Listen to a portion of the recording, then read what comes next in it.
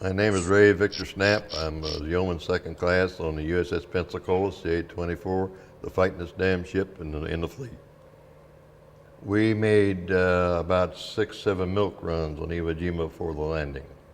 The island was named Iwo Jima because that is what they call sulfur. It was a sulfur island. You could smell it. I was 18 years old at that time. I was at my battle station, which I manned the telephones, which controlled the 20 millimeters, the 40 millimeters, and the 5-inch guns. And they could not do anything unless I said so. I saw the first 2 shells land short off the starboard bow. I told our commanding officer, gunnery officer, that we're going to get hit. He said they can't hit the broadside of a barn. Well, before you knew it, they was marching 6-inch shell hits down the starboard side, which done a lot of damage to the aircraft carrier, the airplane that was on there, and killed 17 men, wounded about 200 and something. And I have one of them. If I would have went when my commanding officer wanted me to move, if I would have stood up instead of crawling, I wouldn't be sitting here talking to you, because a hunk of steel about the size of a golf ball went across my back when I was crawling, because I could feel the heat of it. After the battle was we were quit from battle. Our battle station secured. I went in and checked, and there was a hunk of steel about the size of a golf ball, which would have went right straight through me. But I do have steel in my right knee. Also, for this injury, you received the Purple Heart, so tell us. Yes, sir. I received a Purple Heart for the injury that I received there at Iwo Jima. Now, what were your feelings about this great battle that was going on? The feelings you had at that time, you would like to kick the shit out of all of them. But being that age, you didn't have fear. You couldn't show it. You had to be a man and grow up fast, which this boy's 18 years old did. I've seen a lot of courage during this battle. And the one thing I hate that I did see,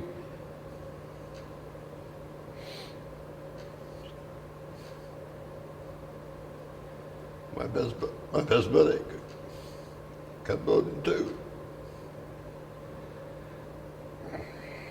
We went through boot camp together. We went through all the drafts together. We went on the ship together. He was loading a 5-inch gun, and when we got hit, blew him in 2.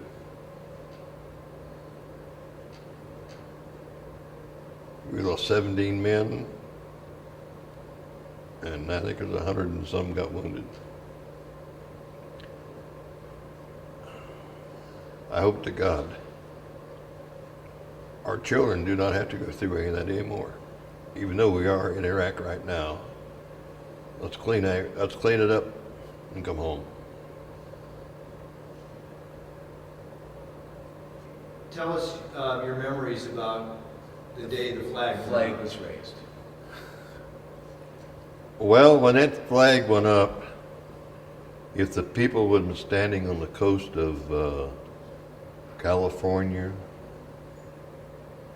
they could have heard the ship screaming, because everybody screamed like H-E-double-L. A great honor when that flag went up, because so many of our men, Marines, fought hard to get up that mountain, to get that flag up there, and everybody aboard ships was behind them. And we felt real honored that it was up there. There's one more thing. The Marines, when we got hit, we went back out to sea to take care of our damage and bury our dead at sea. We got back in. The Marines was thrilled to hear us, see that we were back there, because they told, their motto was, we could put our helmet on the ground and tell the Pensacola to put a shell in it. And they'd do it. That's how how the Marines and us work. There's one other thing I think y'all would want to know. It is not called Iwo Jima anymore. It's called Iwo 2, renamed by the Japanese. And from what I understand, the reason why they renamed it because there was so much like films being made of it and everything, and they wanted to take it back to the original name, Iwo 2. Coming home after we got after Okinawa, I had 4 Marines I got acquainted with. I asked them, "When's the last time you slept in a clean bunk?" I said, "You got to be kidding." I said, "No." I said, "I tell you what, up there's my rack. Take 6-hour shift each. Where are you going to sleep?" I said, "Hell, I know this ship like a book. I'll find a place to crap out." To this day, I lost their address and everything because I lost everything I owned by fire in 1968, 69. And I don't know who they are. I'd love to have their names again, but the good Lord knows what He's doing. So they were thrilled to death.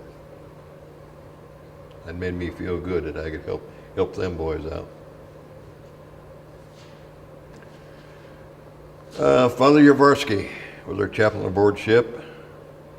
We didn't want him more Catholics like priests aboard ship, because Father Schmieder was aboard ship when we got torpedoed. So, what they do, you sew them up. They sew them up a sailcloth and put a star shell on each leg, tie it on, sew them up, and then we have a tilt board with a flag above it, and we bring them up, drop them down in, drop in the ocean. One of the seamen was sewed up, and they seen his leg twitch. You never seen sailors move so fast in your life to get him out of there. We put him on a hospital ship. He went to Guam. I seen a gentleman later, and he was talking. I said, "Well, what'd they do?" He said, "Ray, it's the damnedest feeling you ever had." I said, "What do you mean?" He said, "They cleaned my wound out with maggots. To have them little devils crawling around your leg." He said, "But I'd rather have that than lose my leg." So at Iwo Jima, you lost 17 of your shipmates. Yep. And your best friend, you Yep. lost your best friend there. What was his job? What was your best friend's job? He was a loader, a shell loader on a 5-inch gun on the starboard side. He and I played baseball and basketball in high school. We were running around together when we were on Liberty, and to see that was a sight. The Pensacola took direct hits from the big artillery, 6-inch guns. 6-inch guns up on Sarabachi. Yes, sir. Yes, sir. We were, I believe now, about 5,000 feet from shore, doing 2 knots. So you might as well say we were sitting ducks. And excuse my French. When there was any shit work to be done, the old Pensacola got it. Because we was the oldest heavy cruiser fleet, and they didn't give a damn if they lost us or not.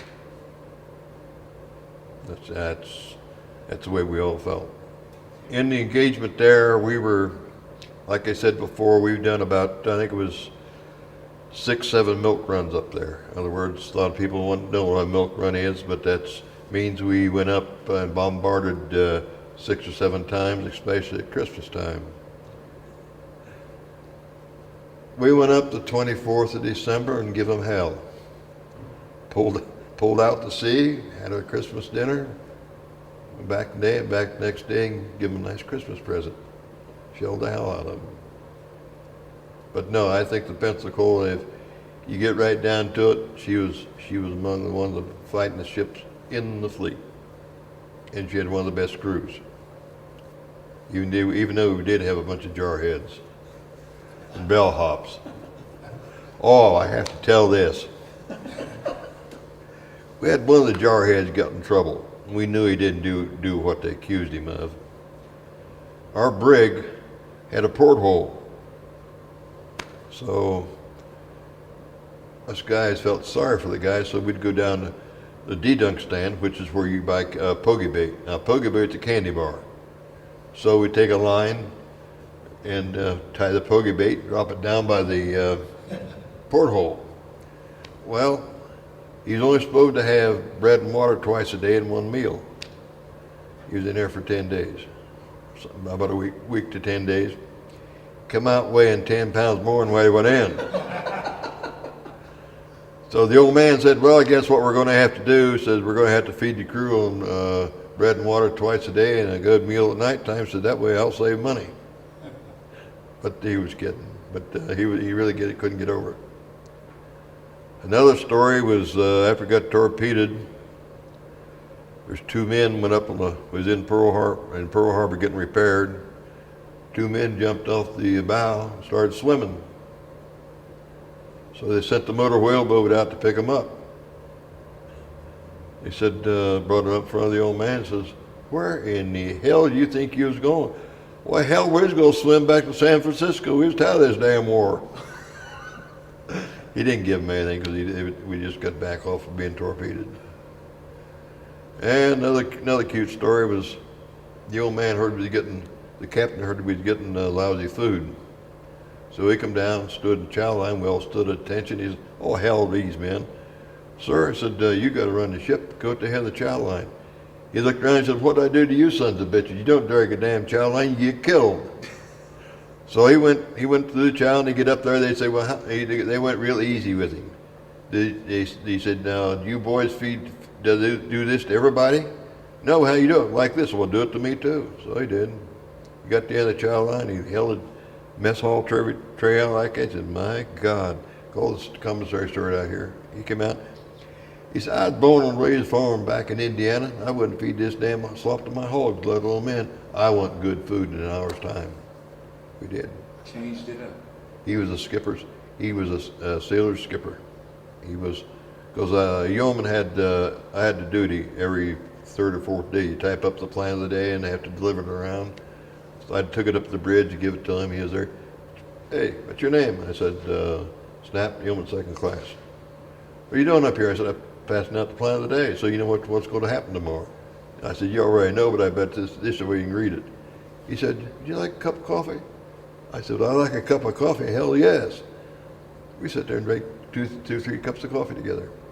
I went about my business. Of course, then we had a gunnery officer, and I stepped in, put his down. He says, wait a minute. What's your name? I told him. I said, you know there's been stealing going up here? I said, Commander, you don't have a damn thing I want, and you don't have a damn thing belongs to me either. So that's it. So they called the master at arms. They went down, checked my office, went through everything. Then at sea, you folded your clothes up and put them in a pillowcase, and you kept your shoes good and polished and put them in your socks. So that way, when you got into shore to go on liberty, you was ready to haul ass. I had to unfold all them, and Master at Arms says, sir, he doesn't have anything that belong to you. It's all his. Huh. My division officer come down and he said, let's take him in front of the old man. I said, no, I'm a bigger man than he is, even though he is a commander. So later on, I'd put in for a chit. That's what they're requesting something. I wanted to transfer. He wouldn't sign it. 2 days later, I put another one in. He wouldn't sign it. A week later, I put another one. He called me up and he says, how's come you went out of here? I said, sir, when somebody can't trust me, I can't trust them. Why? I said, that's the way I was brought up. I was born and raised on a farm. That's the way we were brought up. Huh. This is what do you mean? I said, the other day you thought I was stealing from you, and I said, when you can't trust me, then I can't trust you. I said, you didn't have a damn thing belong to me, but if it did, I got it. Well, it's dumb. I said, sir, are you trying to say you're sorry? Yes. stuck out my hand. I said, "Shake my hand, sir. You just became a man." Hey, from then on, I could do no wrong. When I pulled back in the States, I slipped a chit underneath there, a pile of papers. Ray Victor Snapp, Yeoman, second class, has liberty anytime he wants to go. So I was on port liberty instead of starboard. So starboard liberty was getting ready to go, and I was getting ready to go too. "Hey, where you going?" "I'm going on liberty." "What day's starboard?" I said, "Sir, that don't make any difference to me. I'm port, but I'm going on starboard." "Well, you can't do that." I said, "Oh, yes, I can." I said, "You signed the paper saying I could." "When?" I said, "The other day." "You remember that stack of papers I gave you?" "Yeah." I said, "You signed it for me." "Okay, go ahead, but your work better be done." So it was a lot of enjoyment. Still, you had to grow up. The intense fighting for us, I think, was about 3 weeks. 3 weeks. I think about 3 weeks. I think we were there for better than 3 weeks. After we got shell hit, and we went out for about 2 days. I think we was out about 2 days getting repaired and getting back in. We buried our dead at sea, and during the 2 days we was out repairing and having the funeral service, and they were buried with honors. So we came back into the battle, and because we were requested by the Marines to take over for the ship that took our place. They requested us back in because, like I said before, they said they could lay a helmet down and tell the Pensacola to put a shell. It was there. So you were damaged. The ship was damaged, but still functional. Yes, sir. Yes, sir. We dumped one. During when we hit on the starboard side, or we call them Goonie birds, or scout planes. We had to dump one of them overboard. The men on the Pensacola, their courage was so great that I don't care who came aboard. If Japanese would have came aboard, they'd slit their damn throats. Their courage was great. I wouldn't want a better crew. That includes the jarheads, the Marines. I mean, no, the Marines were good to us too, but no, everybody fought together. Even after we got shell hit, everybody took care of the ones that damaged was hurt the most, and then the rest of us taken care of afterwards. But no, you wouldn't want a better crew. Because that's the reason why when I set these reunions up, they tried at one place wanted to try to put us in a room with a door between. I said no. We fought together. We lived together. We're going to enjoy our life together. Now that's the way it's going to be. And the crew was marvelous. One thing about the crew aboard ship, the Marines and us would argue. And maybe getting a little tussle once in a while. When you go ashore, don't pick on the Pensacola men, because you had the Marines and the Navy both to whip. Can you remember one incident of valor that you saw during that engagement that stood out in your mind, that you saw someone represent America in just a stupendous way? I didn't see him, but I heard him. In valor, our gunnery officer wanted us to keep going in there, keep a fighting, even though we were hit and damaged. Our skipper, Captain Mullinex, told him, says, "Who in the hell's running this ship? You or me? We're pulling out and taking care of our men." That's valor. Like I said, Captain Mullinex was a sailor's man. He was a sailor's captain. And at Iwo Jima, there was 1,200 of us, officers and men. And that's including the Marines also? Yeah, the jarheads. I mean the Marines, including them also. No, like I say, we had a tremendous crew. Even though we did argue between ourselves aboard ship, we were still a tremendous crew. We didn't get back till May the 8th. And that was back to the States, and that's when the old man wouldn't let anybody go ashore, because that's when Germany surrendered, and he said, I don't want a bunch of damn drunken sailors. But coming home on leave was wonderful. The Golden Gate Bridge to the boys in the Pacific was the same as the Statue of Liberty to the boys in Europe. And it was, even Alcatraz looked good. But no, it was, you grew up fast. Like I tell the children in school when I talk to them, 18 years old, never been away from home. Then when you go back from to boot camp after boot leave, I said, you wonder, am I going to see my parents again? And it puts the kids to thinking, because one child said, they write me letters, and one child said, well, that would be an awful feeling. Said that maybe I better respect my parents more now. So your message is you don't want the children, the kids to forget No, I the don't. great debt that they owe to the men and women that laid down their lives. Right, and when I talk to the children, I tell them, remember one thing, freedom is not free. One little boy held his hand up, says, why? I said, next time you have a little free time, have your mom and dad take you through the cemetery and look at all the plaques of the veterans and everything. I said, then ask yourself, is freedom free? I said, they didn't think so. They fought for it. I said, another thing, get all the education you can get. I said, children, I could kill you, but I can't get your education. And that goes down real good with the kids also. But back to Iwo Jima, it's a hell, to me, book was hell on earth.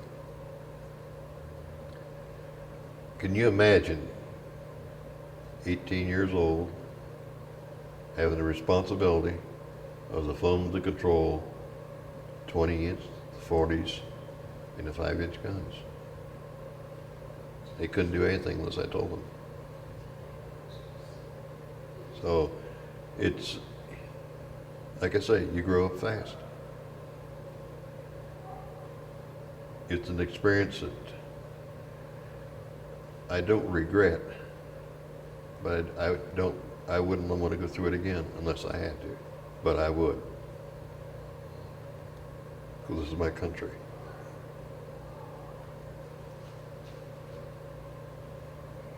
The children, they don't realize it. Just like, for an example, there was 4 or 5 officers watching me all the time I was aboard ship. One day, one of them came in and say, Snappy? I said, yes, sir. Send home and get your school records. I said, what the hell for? He said, that's what I had. Didn't I ask you that? I said, send home and get them. That's an order.